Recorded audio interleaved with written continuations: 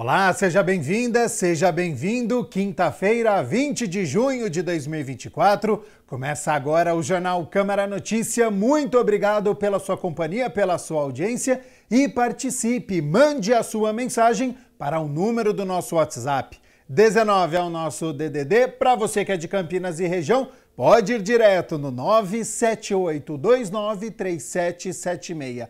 Ou você tem a opção de enviar a mensagem pelo nosso QR Code. Com a câmera do seu celular apontada para o QR Code, já aparece uma mensagem na sua tela. O WhatsApp da TV Câmara Campinas. Você aperta e pode enviar o seu elogio e uma crítica construtiva, o que você quer assistir aqui no nosso telejornal.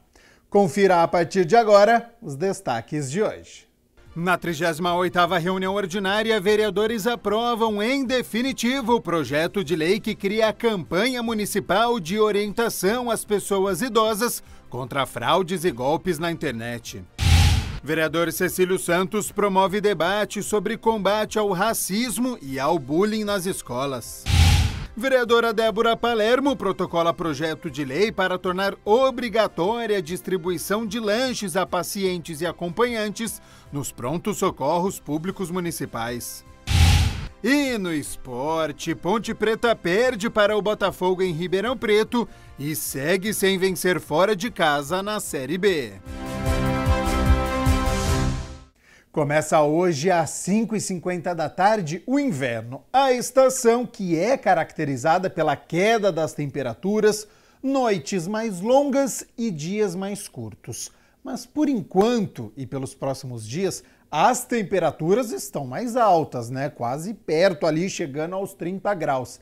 Será que nós teremos um inverno diferente em relação às chuvas? Bom, muitos questionamentos e quem vai nos trazer as informações é a repórter Ana Paula Meneghetti, que está no CEPAGRE na Unicamp e tem as informações. Seja bem-vinda e boa tarde, Ana. Boa tarde, Gabriel. Boa tarde a todos que acompanham Câmara Notícia. Olha, Gabriel, apesar da expectativa, dias de muito frio não deve ser o padrão, mas o inverno deve aí amenizar as temperaturas que seguem acima da média. Para falar sobre esse assunto, a gente vai conversar com o meteorologista do CEPAGRE, o Bruno Baini. Bruno, muito obrigada pela sua participação aqui no Jornal Câmara Notícia. Olá, muito boa tarde. Bruno, para a gente começar, né, quais são as principais características dessa estação, né, do inverno? Eu queria que você falasse um pouquinho para a gente, para o pessoal de casa, por favor. Perfeito. Então, de forma típica, né, as características do inverno são que é o período com as temperaturas mais baixas do ano e o período mais seco também, em termos de precipitação, seja na frequência dos eventos de chuva e também nos acumulados mensais. Em termos meteorológicos, a gente classifica o inverno um pouquinho diferente do que do conceito astronômico. Então, a gente engloba os meses, o trimestre junho, julho e agosto, porque a gente tem junho e julho sendo os meses mais frios, e a partir de agosto as temperaturas voltam a subir gradativamente, e em setembro a gente já tem condições bem mais distintas. Aqui na nossa região, o inverno ele não tende a ter um frio muito persistente, a gente costuma ter oscilações, alguns períodos, algumas semanas um pouquinho mais quentes. A passagem de frentes frias é o que favorece com que as temperaturas caiam, mantenham-se mais baixas e também são os principais fenômenos associados à ocorrência de precipitação aqui na região. Além disso, a gente costuma ter também baixa umidade relativa do ar, a gente tem também condições mais desfavoráveis à dispersão de poluentes, então a gente tem um agravamento da qualidade do ar, uma deterioração, e também isso acaba contribuindo para quadros de doenças respiratórias. Bruno, uma pergunta que todo mundo, né, quer saber a resposta. Qual que é a previsão de temperatura para esse inverno? Bom, a expectativa é de que as temperaturas fiquem acima da média para a época do ano. É claro que a gente já vem percebendo isso, né, nos últimos meses e mesmo no mês de junho, como as temperaturas já têm ficado acima da média, durante as madrugadas, início da manhã, a gente tem essas temperaturas um pouquinho mais amenas, até uma sensação de friozinho ocasional, e ao longo das tardes elas sobem mais, então as pessoas devem perceber principalmente as temperaturas mais elevadas no período da tarde. É claro que essa previsão de longo prazo, ela não descarta eventos, episódios de frio, tá? Mas a expectativa é de que eles não sejam tão prolongados ou não tão intensos. Então, são mais ocasionais e mais breves. Como, por exemplo, na semana que vem, a gente tem expectativa de alguma frente fria passando pelo litoral, deve causar um pequeno declínio nas temperaturas ali por volta de terça para quarta-feira, mas vai ser muito sutil e não vai persistir por muito tempo. E também com relação às chuvas, né? Muita gente quer saber aí se vai chover mais ou se vai chover menos também nesse inverno. Essa é uma grande preocupação, especialmente porque a gente vem tendo uma sequência de meses com chuvas abaixo da média, à exceção do mês de maio. Mas, sendo essa uma época já de pouca precipitação, os acumulados são muito baixos, a previsão para esse inverno é de que as chuvas fiquem ainda abaixo da média. Então, a gente não tem expectativa de acumulados expressivos ao longo desse período. Isso requer mais atenção, mais cuidado com relação ao uso dos recursos hídricos. Como você falou, a umidade do ar ainda está baixa, né? Isso é uma tendência, Bruno? Isso vai continuar até o final do ano ou deve ter uma melhora aí depois? Essa é uma característica bastante marcante do período de inverno, né? Justamente por nós termos espaços maiores entre os eventos de chuva, isso contribui com períodos de baixa umidade relativa do ar. Então, a gente deve manter isso ainda pelos próximos meses, alívios ocasionais decorrentes aí de episódios de chuva, mas também esses alívios não costumam persistir por muitos dias. Então, é um quadro mais generalizado que a gente deve ter. Por isso que a população, né, Bruno, tem que se manter bem hidratada, né, com essa umidade do ar bem baixa, né, tomar bastante cuidado com isso, né? Exatamente, né? As principais recomendações são da ingestão de bebidas não alcoólicas, o álcool ele desidrata, né? Principalmente aí bebidas naturais, água, sucos, chás, para se manter hidratado. Também há soluções fisiológicas adequadas para as mucosas, para os olhos e também para a pele, né? Então é importante que as pessoas se atenham a esses cuidados para manter o conforto, né, diante desses dias, desse tempo muito seco, e pessoas que percebem que esse tempo mais seco pode estar agravando alguma condição de saúde, é fundamental que procure um apoio médico. Com certeza, isso é muito importante também. O Bruno, agora, por que o inverno ele está mais quente que o normal, né? A gente vem sentindo aí essas mudanças climáticas, parece que o tempo está de ponta cabeça, né? Exatamente. Então, essa característica de temperaturas mais elevadas vem nos acompanhando desde aproximadamente meados do ano passado e a gente atribui principalmente à ocorrência do fenômeno El Niño, que embora ele esteja já desconfigurado, mas ele ainda deve repercutir um pouco nesse começo de inverno, mantendo essa situação de temperaturas acima da média. E, Bruno, você também comentou sobre o Laninha, né? Esse fenômeno começa a se manifestar agora. Como que é, né? Como que ele se manifesta realmente na prática, né? Bom, aqui na nossa região, o principal impacto da Laninha se dá no período de verão, mantendo as temperaturas mais baixas em relação à média para a época do ano. O Laninha ele ainda não começou a se desenvolver, a gente está num período de neutralidade, mas ao longo desse segundo semestre do ano, isso deve ocorrer, principalmente ali a partir do mês de setembro, e tipicamente o Laninha ele atinge seu pico ao final do ano, né, justamente quando os efeitos dele são mais percebidos. Então, Bruno, o inverno não vai chegar com aquele frio intenso como as pessoas aí estavam imaginando, ou pelo menos esperando, né? Aqueles casacos pesados, então a gente vai deixar um pouquinho guardado ainda no guarda-roupa, né? É isso? Exatamente. Então, evidentemente, a previsão climática sazonal, ela não consegue compreender todos os detalhes, né, do dia a dia. Então, é importante que as pessoas acompanhem a previsão do tempo, atualizada periodicamente, né, diariamente. Como, por exemplo, a gente teve o mês de maio, né, predominantemente dias quentes, muito quentes. Ao final do mês, a gente teve um episódio de frio relativamente intenso. Então, o escopo da previsão sazonal, essa, né, que engloba vários meses, ela não consegue fazer essa caracterização tão pontual. Então, no dia a dia, a gente vai avaliando como que uma frente fria deve se comportar, por exemplo, como que ela deve impactar nas temperaturas, na precipitação. E aí a gente consegue dar esse detalhamento um pouquinho maior para que as pessoas estejam preparadas de forma adequada. Bruno, muito obrigada pela sua participação, sua disposição, seu tempo, conhecimento. Eu que agradeço. Uma ótima tarde a todos e um ótimo inverno. Você que quiser mais informações sobre a previsão do tempo, é só acessar o site e as redes sociais do CEPAGRE. Gabriel, eu volto com você aí no estúdio. Muito obrigado, Ana Paula Meneghetti, pelas informações diretamente da Unicamp sobre a estação que se inicia nesta tarde. Bom, a gente segue aqui com as notícias da metrópole, porque foi lançada pela Prefeitura a linha de cuidado em acidente vascular cerebral.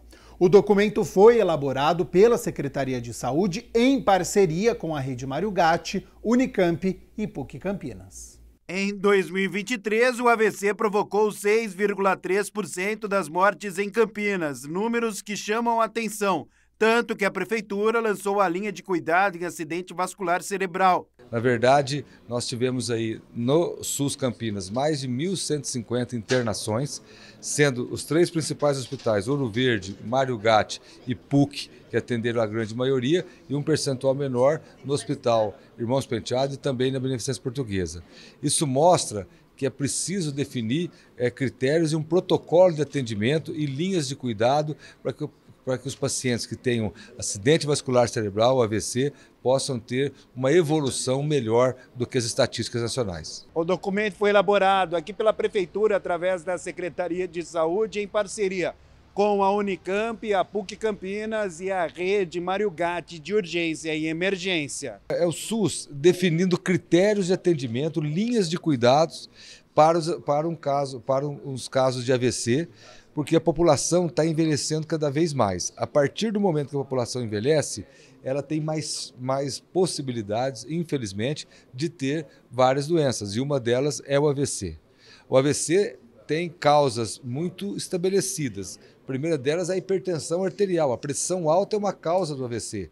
Depois você tem três situações que você pode considerar doenças que são ligadas ao sedentarismo, que é o colesterol, a diabetes, o colesterol e a obesidade. E depois você tem outras causas, como cigarro, tabagismo e, eventualmente, doenças cardíacas. O vereador Major Jaime, que representou a Câmara, falou que o Legislativo também deve colaborar com a causa. A nossa parte como Câmara Municipal e como legislador, a gente tem a possibilidade de criar uma legislação que possa dar suporte a todo esse atendimento. Da mesma forma, a gente também pode contribuir até com as emendas impositivas, através de recursos do próprio orçamento, para que a gente possa, com a ajuda deles, eles é que vão indicar, eles são da área de saúde. Eu até brinco, né? O que um cara da segurança, o que o Major Jaime da segurança está envolvido com isso? Eu falo que eu sou um cidadão como você, né? Sou uma pessoa que já teve, infelizmente, casos na família de amigos que sofreram AVC.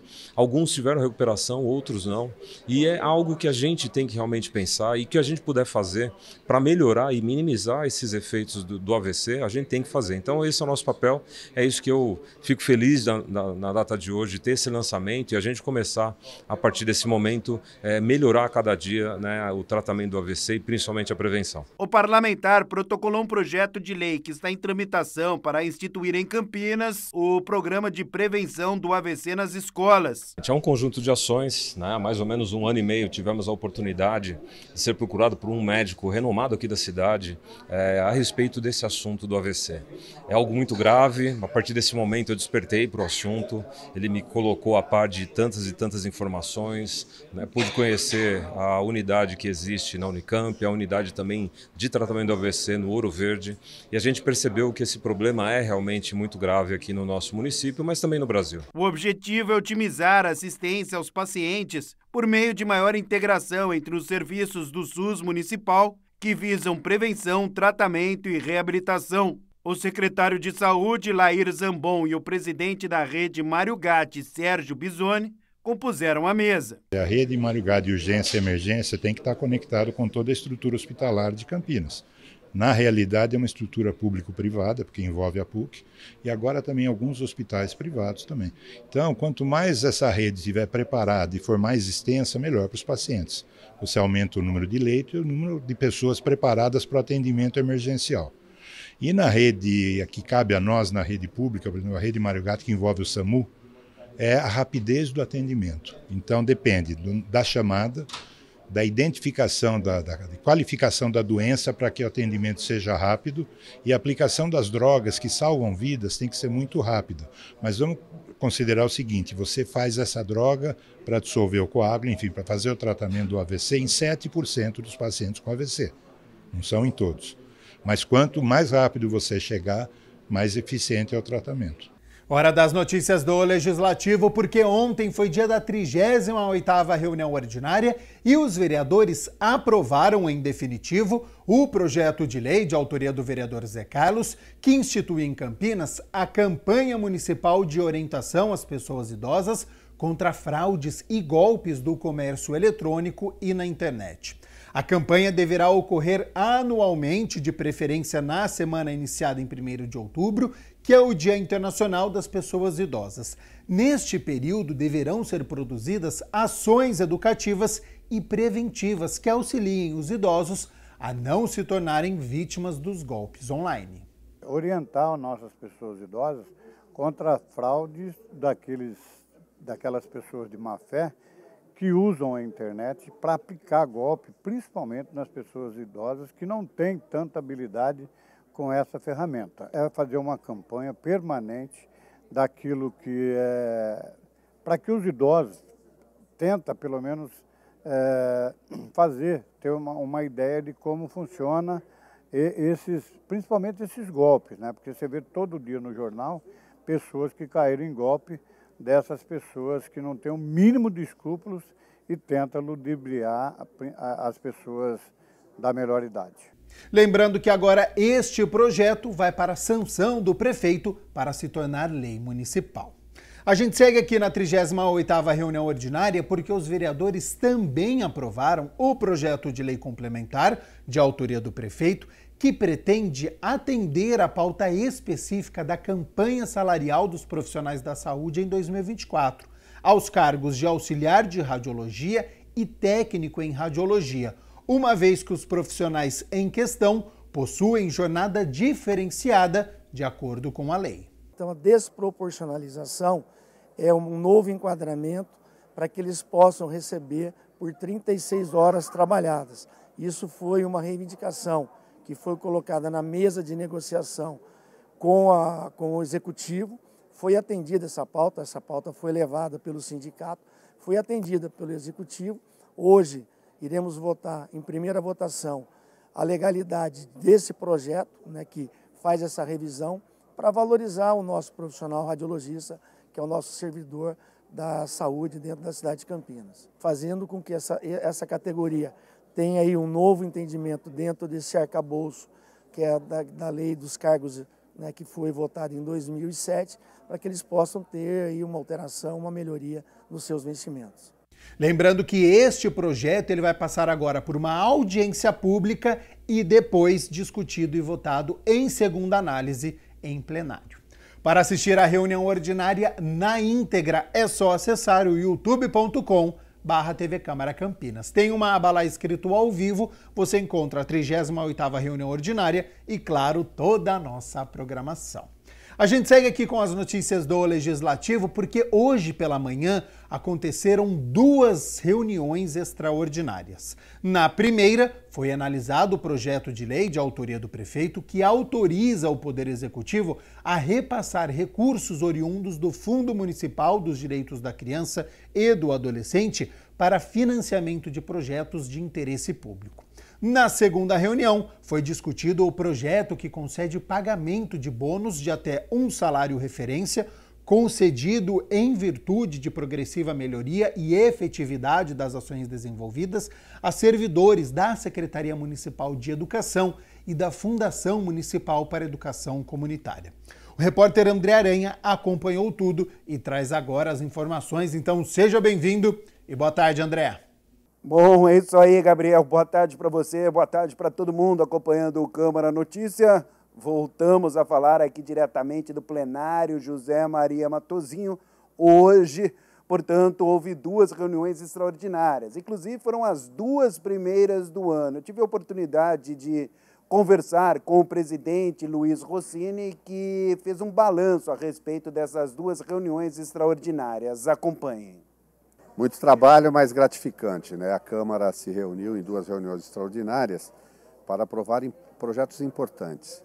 Um que é de interesse do Conselho Municipal dos Direitos da Criança e do Adolescente, e particularmente as entidades que prestam serviços aí voltados à atenção, cuidado, promoção da nossa infância e juventude, né? Que trabalha com criança e adolescente na área da assistência, do esporte, da cultura. E é porque esse projeto permitiu, né, autoriza o CMDCA a repassar os recursos que estão já depositados no Fundo Municipal dos Direitos da Criança e do Adolescente, provenientes de contribuição de doação de imposto de renda para as entidades que estão relacionadas no projeto.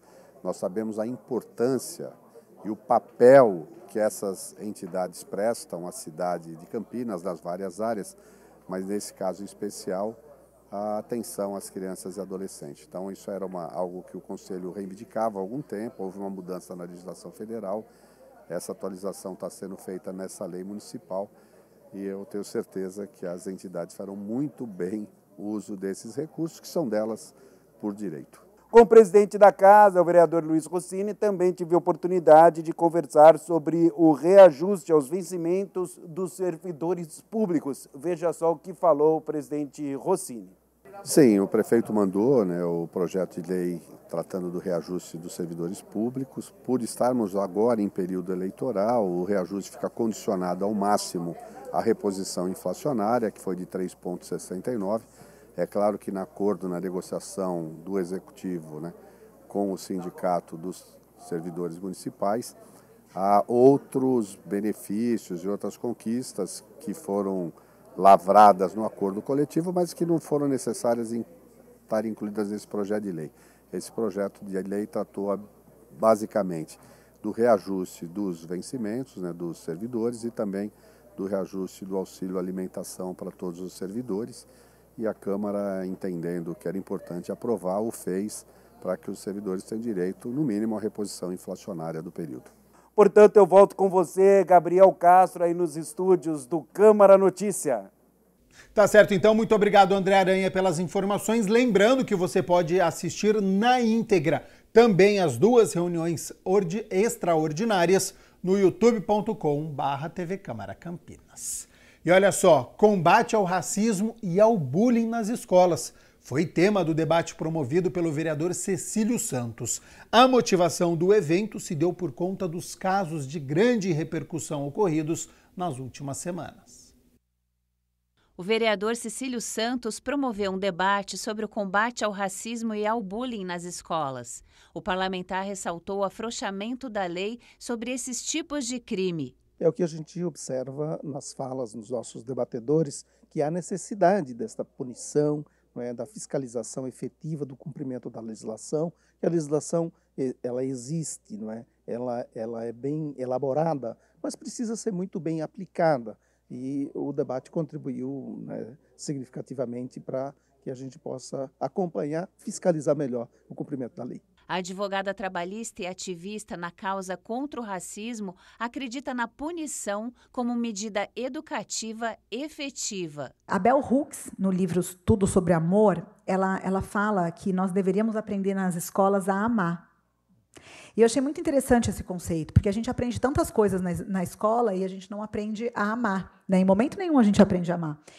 E daí, somado ao fato de nós não aprendermos em lugar nenhum a amar, parece que nas escolas nós aprendemos a aceitar o abuso. E isso me preocupa demais. Em relação ao bullying nas escolas, o racismo nas escolas, eu tenho bastante convicção de que penas mais severas dentro das instituições dariam conta de uma mudança efetiva e mais rápida para esse problema. Cecílio Santos observou a importância da escola como o primeiro espaço social frequentado pelo indivíduo. A escola é o espaço de convivência, o espaço de debate, É um espaço onde a gente aprende, a gente ensina e é preciso que, de fato, seja esse espaço, né, democrático, né, e não de violência, como a gente vem acompanhando. O educador social Hudson Pacheco destacou que a construção dessa sociedade mais justa consiste em um processo. Mas precisamos compreender que toda prática ela tem um início. Né? A gente brinca, o Rio Arizona não transformou o Grand Canyon naquela maravilha em um ano. Foram 10 mil anos para que aquele processo de desgaste da rocha ocorresse e chegasse naquele ponto. Se nós não represarmos esse tipo de situação agora, infelizmente, nós vamos cada vez mais agravar o problema. Para o vereador, a empatia deve ser cultivada nas relações em geral. É claro que não é só a escola, é também os espaços todos de convivência e da sociedade como um todo. É importante que os debatedores chamaram a atenção para o respeito. Ver o outro ser humano e sentir a dor que ele sente. Acho que tudo começa por aí. O legislador concluiu valorizando o papel do conhecimento no combate ao racismo. É fundamental que se tenha o conhecimento histórico, né, tanto dos nossos irmãos da África, como os nossos irmãos indígenas, né, que já estavam aqui no Brasil, diga-se de passagem. Né? Então, conhecer é fundamental. Eu digo sempre o seguinte, a gente ama aquilo que a gente conhece. Então, é necessário aprofundar e conhecer a legislação também, até para reclamar o seu direito. É importante isso, não ficar quieto achando que é normal. Não é normal o racismo, não é normal a violência e a gente precisa combater. De autoria da vereadora Débora Palermo, o projeto de lei que incentiva a humanização do atendimento médico hospitalar ao determinar a distribuição de um pequeno lanche para os usuários do Sistema Público de Saúde que aguardam por atendimento. O projeto de lei ordinária de número 135 de 2024, de autoria da vereadora Débora Palermo, dispõe sobre a distribuição gratuita de chá, café, refrescos, bolachas, biscoitos e frutas aos usuários que aguardam pelo atendimento médico do SUS na cidade de Campinas.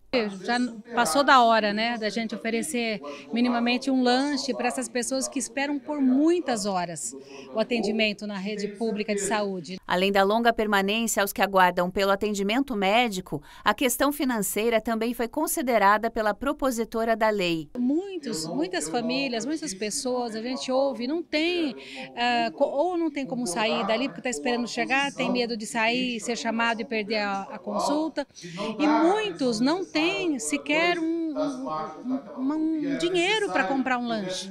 E fica ali às vezes 12 horas, 8 mais horas esperando com crianças, as idosos. A ideia é que os estabelecimentos de saúde garantam esse pequeno lanche aos usuários. O poder público oferecer minimamente um chá, uma bolacha, um lanchinho, que seja para que essas pessoas possam esperar com dignidade, né? A alimentação pode reverter o desconforto extremo das longas horas de espera. Minimizar esse desconforto do tempo de espera, que, como eu disse, é sempre muito grande, né?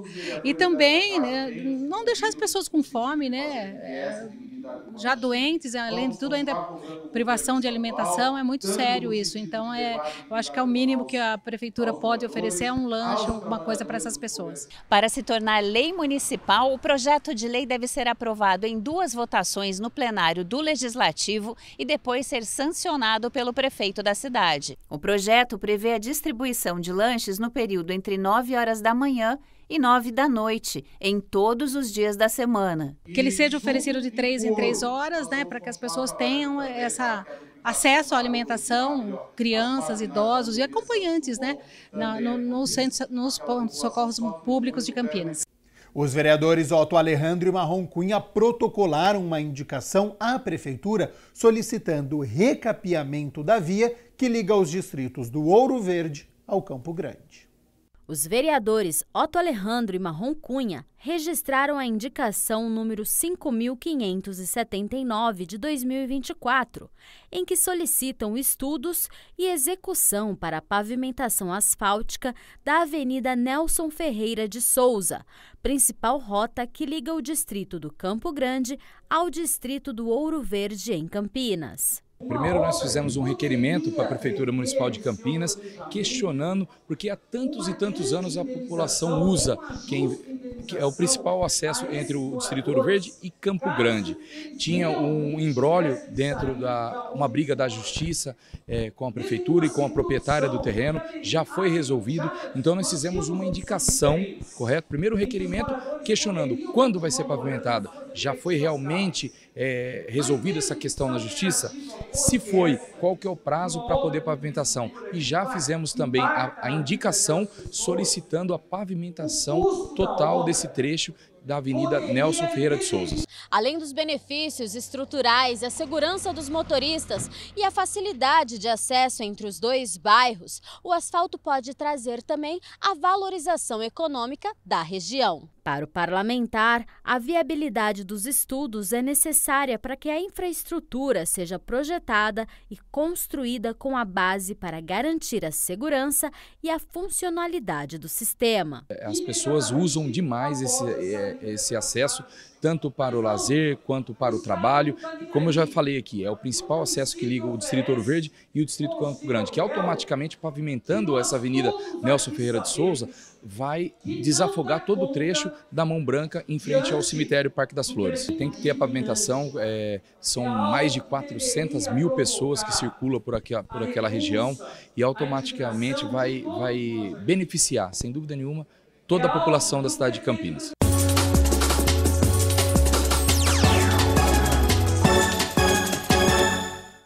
Ontem no estádio Santa Cruz, em Ribeirão Preto, a Ponte Preta não aproveitou as oportunidades e, pior, falhou defensivamente e saiu com mais uma derrota na Série B.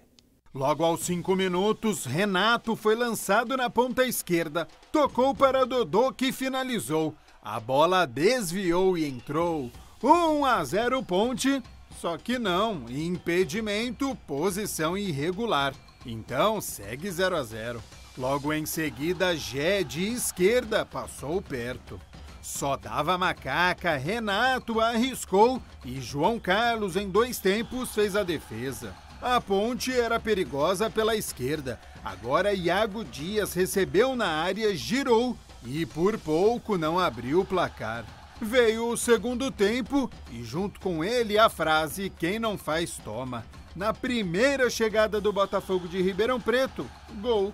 Alexandro girou na marcação e bateu. Pedro Rocha não conseguiu defender. E Matheus Barbosa no rebote guardou. 1-0 Bota. Dudu Vieira respondeu nesta bomba, mas de muito longe. Aos 26 minutos, de novo Matheus Barbosa em jogada individual fez fila e por pouco não faz um golaço. Até que aos 45 minutos, Toró fez bonita jogada pela esquerda. Tentou a primeira, não conseguiu. Na segunda, serviu Patrick Bray, que não perdoou e deu números finais. Botafogo de Ribeirão Preto 2, Ponte Preta 0. E a Ponte foi ultrapassada na classificação justamente pelo Botafogo de Ribeirão Preto e agora é a 14ª colocada, a 2 pontos da zona de rebaixamento, hein? A Ponte volta a campo na terça-feira, dia 25 de junho, às 9 horas da noite, contra o Ceará, aqui em Campinas, no estádio Moisés Lucarelli. E olha só, originária da China, a acupuntura é um método terapêutico que se caracteriza pela inserção de agulhas na pele para tratar doenças e promover a saúde. Mas você sabia que este tratamento está cada dia sendo utilizado também em animais? E este é o assunto do quadro É o Bicho.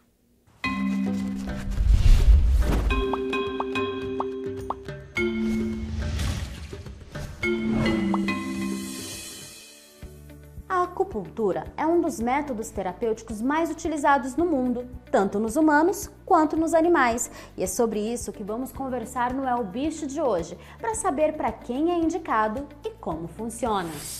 Pesquisas científicas realizadas nos últimos 50 anos na China e no Ocidente mostram os efeitos da acupuntura. Seu mecanismo de ação tem sido demonstrado na ciência atual, tendo bases fisiológicas, o que mostra que a inserção de uma pequena agulha estimula as terminações nervosas e principalmente os músculos dos bichos. ela é uma técnica que ela é muito abrangente em relação aos tipos de ferramenta que a gente usa. Então, normalmente, a gente faz o uso da agulhinha mesmo, quando o animal tolera, mas não são todos que gostam. Tem animal que tem medo de agulha, então a gente tem que respeitar isso também. Então, nesses animais que eles não toleram agulha, a gente pode fazer o estímulo ou por massagem, que chama acupressão, ou a gente pode fazer o estímulo com laser, puntura. Então, a gente coloca um pontinho de laser ali no pontinho de acupuntura, entre outras infinitas modalidades, mas sempre é o estímulo do ponto de acupuntura que faz com que a acupuntura seja feita, independente da maneira. Ela veio da acupuntura humana, então os americanos e os brasileiros que adaptaram bastante da humana. Então, basicamente, houve esse estudo da anatomia do humano e a gente passou para a anatomia dos cães e dos felinos também. E aí a gente trouxe esses pontos da medicina da anatomia humana. Como que o cachorro chega até, seria esse complemento, tratamento? Através de encaminhamento médico? Como que vocês inserem esse método na vida de um animalzinho? Olha, tem alguns casos em que o clínico geral, ele recomenda esse tratamento para um cão. Então, por exemplo, um cachorrinho que a gente faz o uso das medicações e às vezes não dá conta, a gente precisa de um outro estímulo. Ou às vezes o próprio dono, por conhecer a técnica em si mesmo, busca acupuntura veterinária para o seu cachorrinho também.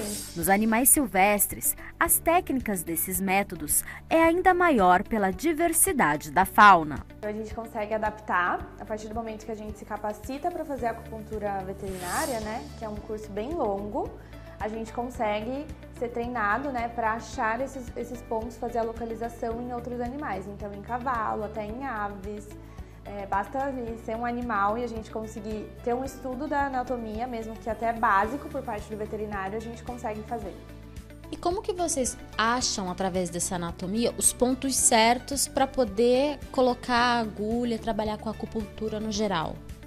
Basicamente, a gente vai fazendo a palpação do animal em primeiro lugar, né?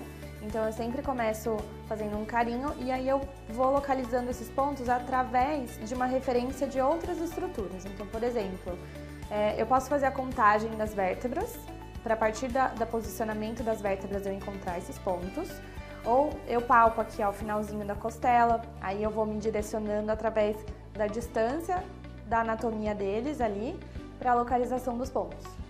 Nesse caso, quando um animalzinho começa o tratamento, o que é melhor? Que o veterinário vá até a casa do cliente, do animalzinho, ou que o dono venha trazer o animal até a clínica, porque também tem um certo estresse por parte do animal, né? Então, como que é esse primeiro atendimento com o bichinho, até ele acostumar com a agulha? Cada caso é um caso. Tem alguns animais que sim, é muito melhor quando o veterinário ele vai até o animal.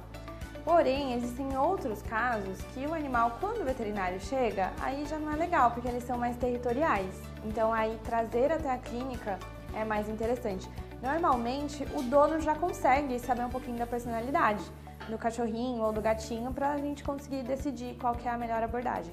Com o poder de movimentar a energia vital do corpo, as agulhas são muito mais finas e flexíveis, o que tornam menos dolorosas e mais confortáveis na aplicação. A localização correta dos pontos, né? Mas eu vejo que muito a capacidade do veterinário em entender os limites do animal.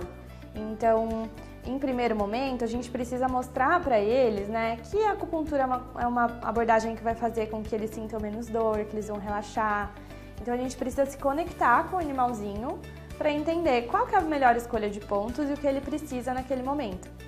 E como que é essa fase do relaxamento do animalzinho? Vocês dão um calmante para eles ou fazem ali deixam cansados para eles, né, na hora do tratamento estarem um pouquinho mais cansadinhos e que eles relaxem? Como que funciona essa parte?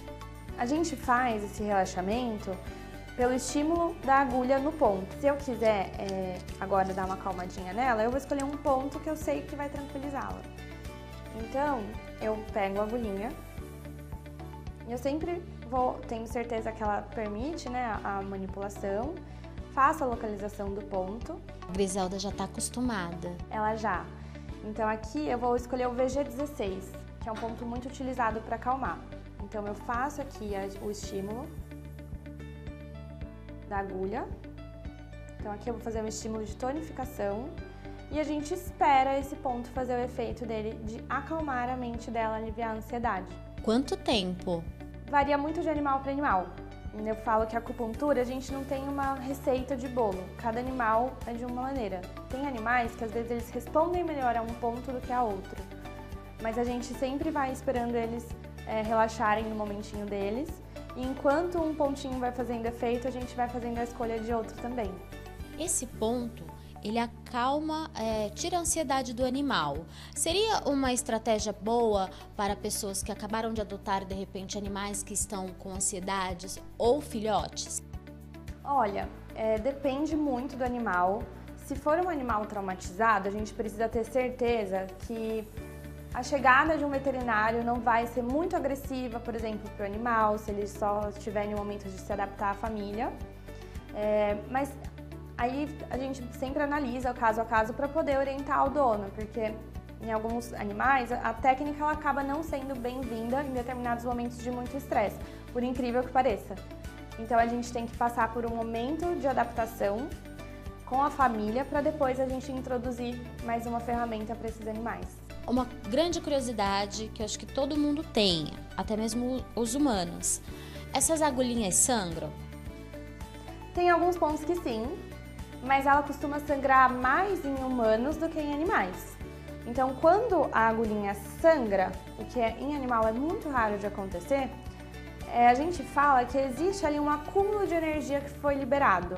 Lógico que o sangramento ele nunca pode ser excessivo, ele só pode ser ali em um pontinho localizado, 1 ou 2 gotinhas no máximo. Mais do que isso, é sinal de que tem alguma coisa de errada que o veterinário precisa interferir com emergência. A acupuntura e o laser são grandes aliados e indicados nos casos de reabilitação e dor, aguda ou crônica, e doenças que envolvam controle neurológico, como as degenerativas. É sempre muito bem-vinda. Então, a gente pode utilizar ela tanto para prevenção de doenças. Então, eu tenho alguns pacientes que a gente faz um encontro mensal para fazer uma acupuntura mais no sentido preventivo. Ela também é muito bem-vinda em situações de dor crônica.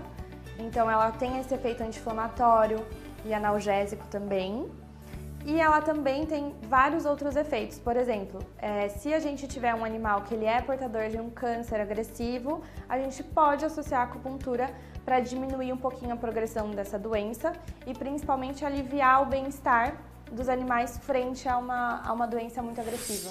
Responsável pela morte de milhares de animais anualmente, a sinomose canina é uma doença infecciosa que, se não levar o animal à morte, deixa com sérias sequelas como distúrbios neurológicos, e é através do tratamento alternativo de microagulhas de aço que o paciente pode alcançar melhoras. Tanto na fase aguda da doença, mas também quando a gente vai tratar uma sequela ou outra, porque a medicina chinesa, que é quem faz parte ali da acupuntura, né, que é a filosofia que a gente segue pela acupuntura, ela faz uma análise das energias do animal, o que está compondo ali.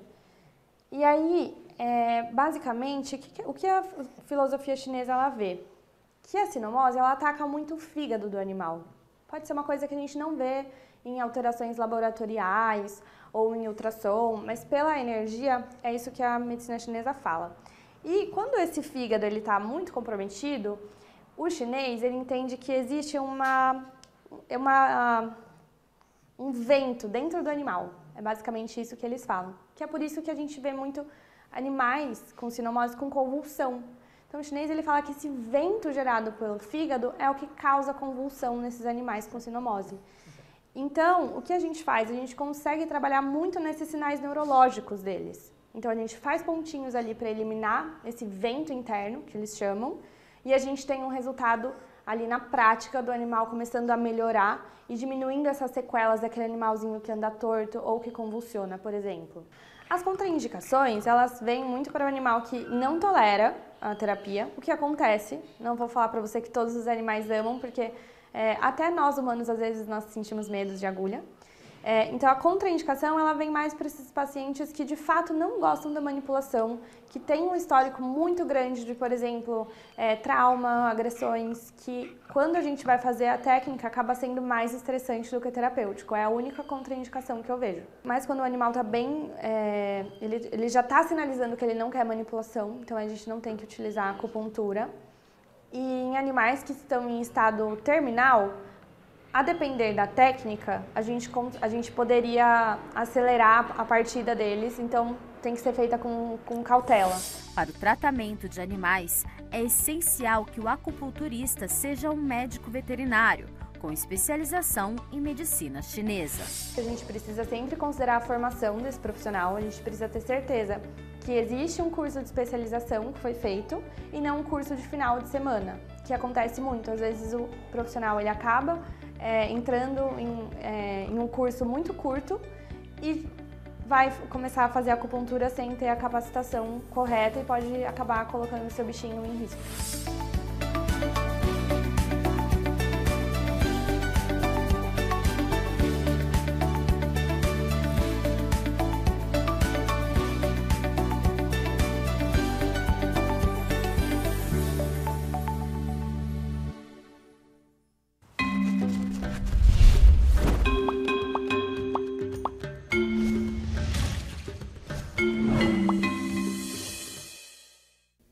Muitas pessoas sofrem com queda de cabelo. Nem sempre se trata de alopécia, mas até que ponto este problema é comum? Quais são as causas que levam à queda de cabelo? Quando procurar a ajuda de um especialista? Essas são algumas dúvidas que uma dermatologista vai tirar agora no nosso quadro de saúde.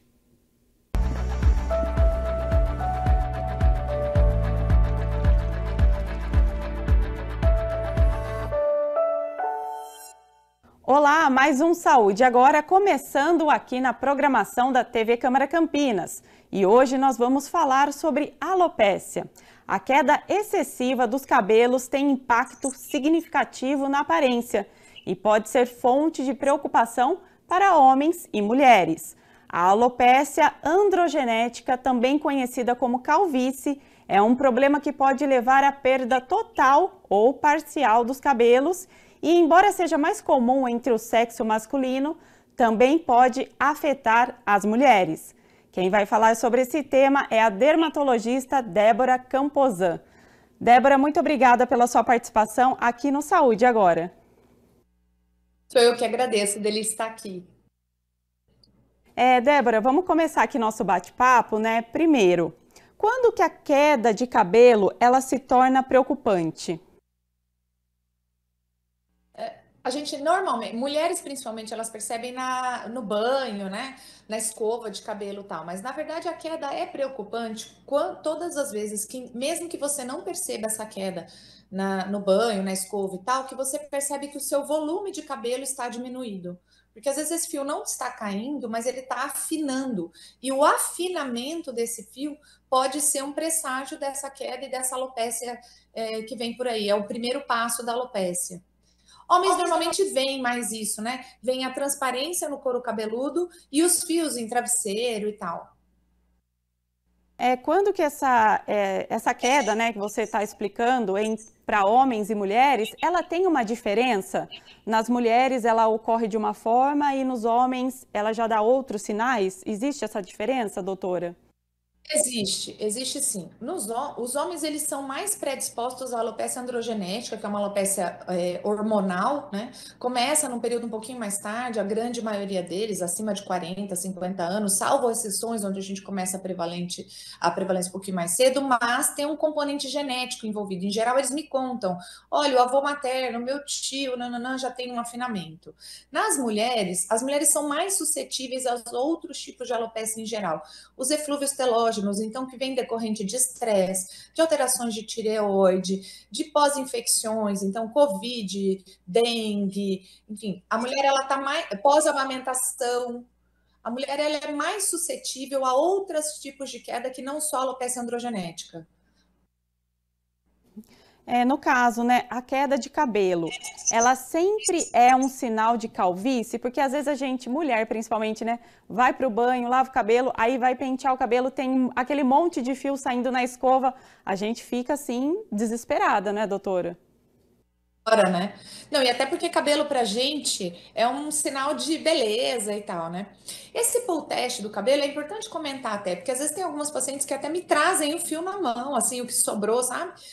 Como é que a gente identifica isso? Teoricamente, o pull test é válido quando, depois de lavar 8 dias seguidos o cabelo, então você lava todos os dias durante uma semana, no próximo, então no 9º dia, colher esses cabelos e a gente contar mais de 100 fios. Ninguém faz isso, mas só para ter uma ideia. Então, às vezes a pessoa ficou 2, 3 dias sem lavar e tem uma queda um pouco mais exuberante, na verdade ela está acumulando queda de 2, 3 dias. Isso não necessariamente vai ser tão importante para a gente fazer essa conta, tá? Para as mulheres, eu acho assim, a primeira coisa, a gente conhece muito o cabelo, rabinho, né? A espessura do rabo, a característica das franjas, do fio. Então, observar a característica dessa queda. A gente agir o mais cedo possível, eu vejo aqui no consultório, até mesmo no hospital, pessoas que acabam deixando, não, é normal cair, e quando a gente vai agir, enfim, tratar, já tá uma queda um pouco mais adiantada, né? Então, eu acho que a primeira coisa, observar essa queda é a gente agir desde o início, né, o quanto mais precoce possível. E como observar essa queda? Então, primeiro, ver o afinamento, se você vê esse sombreamento, como se fosse mesmo um aparecimento do couro cabeludo nessas regiões frontal, ou se essa queda é difusa. Isso é muito interessante para a gente na hora do diagnóstico, né?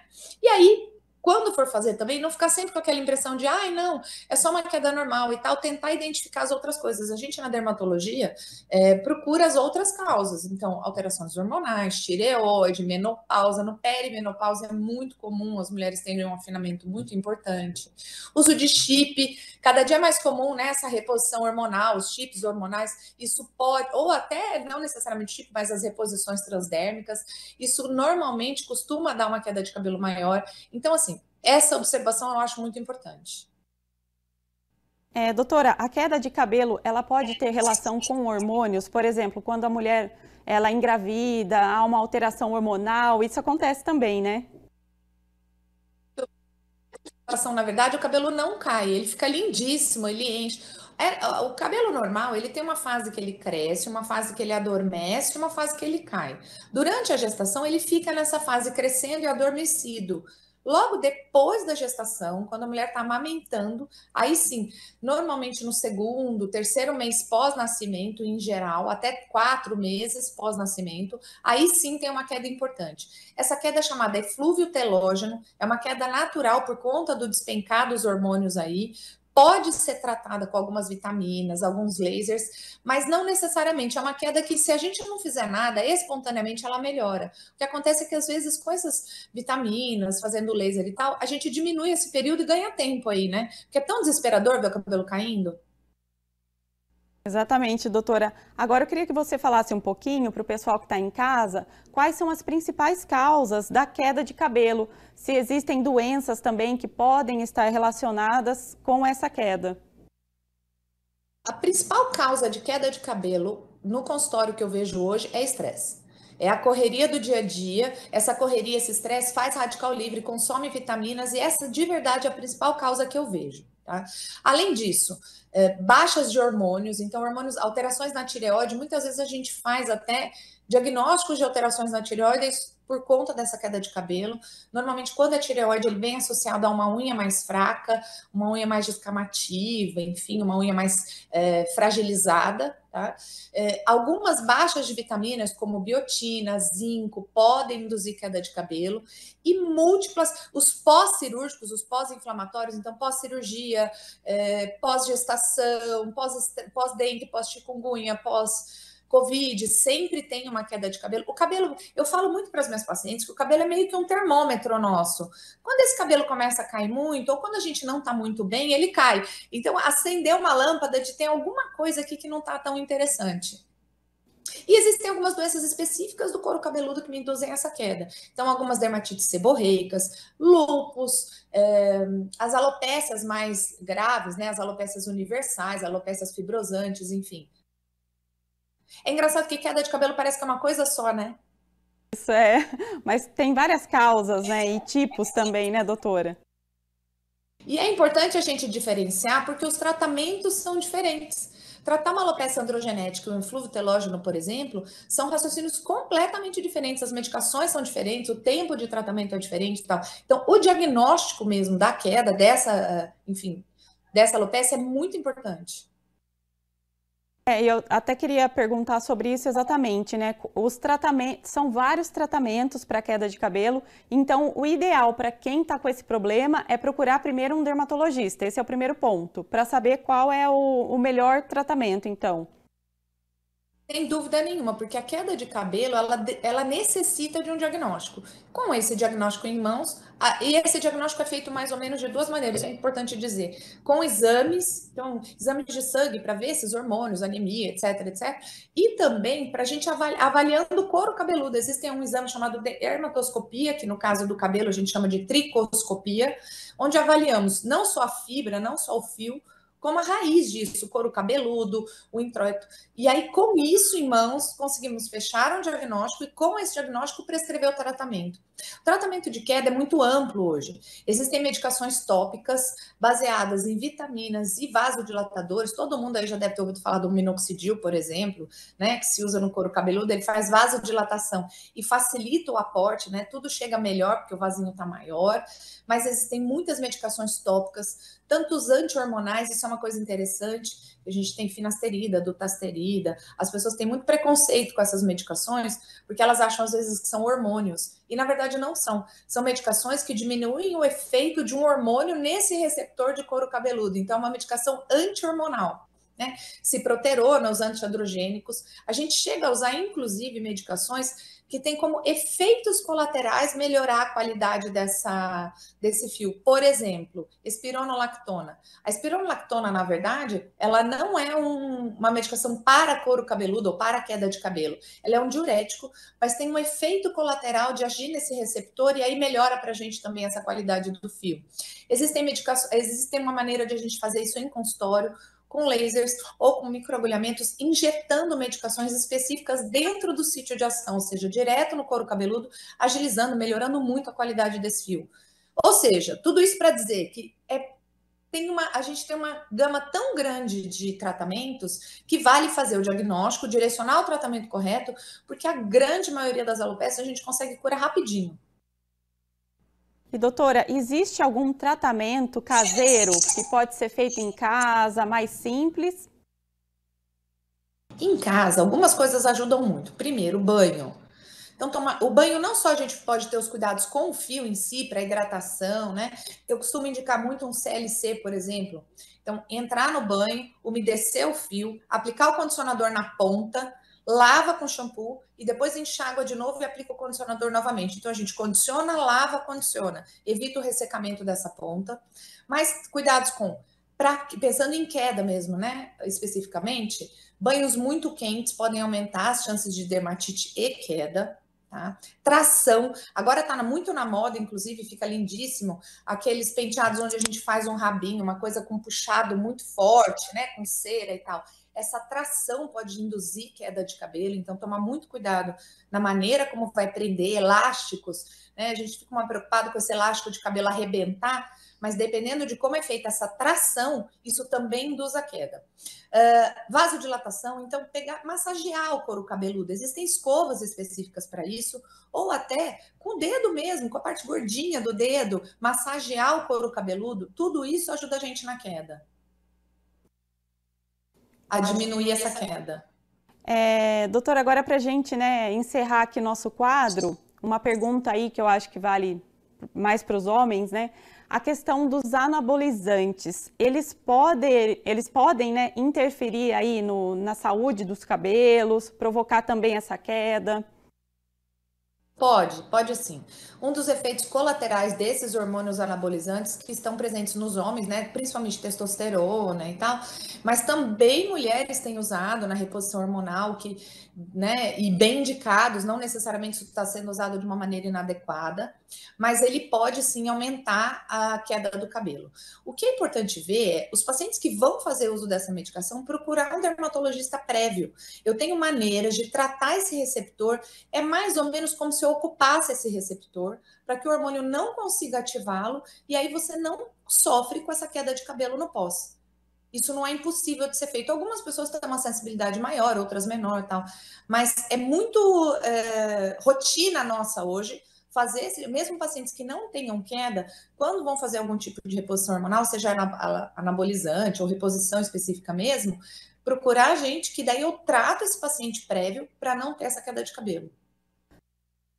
Tá certo, então, doutora. Muito obrigada pelas suas dicas, suas orientações. Sou eu quem agradece, meu amor. Muito obrigada. Foi um prazer estar aqui. Prazer é nosso. Obrigada também pela sua companhia. Você pode conferir esse e outros quadros da nossa programação no YouTube da TV Câmara Campinas e não se esqueça também de nos acompanhar nas redes sociais. Até o próximo Saúde Agora!